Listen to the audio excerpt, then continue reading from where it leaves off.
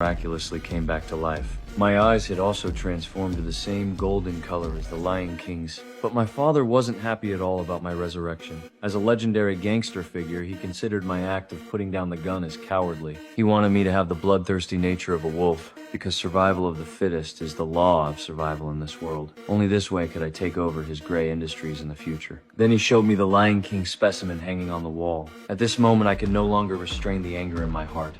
I should have killed you! What's going on with you?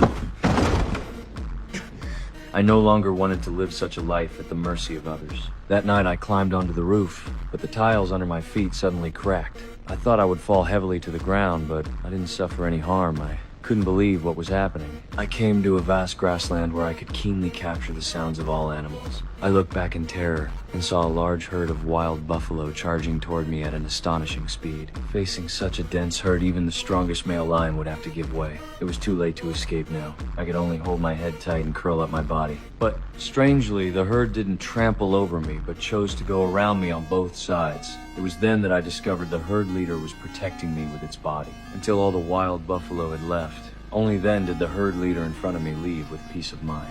At this moment, I finally confirmed that I not only possessed the ability to communicate with wild beasts, but my physical capabilities had also reached superhuman levels. With just a little force, the spear in my hand could fly 100 meters. My speed was comparable to a cheetah's, instantly catching up to running stags. My explosive power was also terrifyingly amazing. With a light leap, I could cross wide ditches. My hearing also became increasingly developed. I could even clearly hear the sound of flowing water beneath cliffs. Suddenly, a piercing gunshot came from the distance. I immediately climbed barehanded up a tree hundreds of meters high. Then I was surprised to discover that my eyes were as sharp as an eagle's, able to see scenes thousands of miles away. I saw two poachers wantonly hunting wild buffalo. Sensing the situation was bad, I immediately rushed to the scene, but I was still a step too late. By this time, the bodies of more than 10 wild buffalo were already lying on the ground. Facing such cruel acts of indiscriminate killing, I was extremely angry in my heart. But before I could act, the two poachers actually came looking for trouble themselves, threatening me to leave immediately.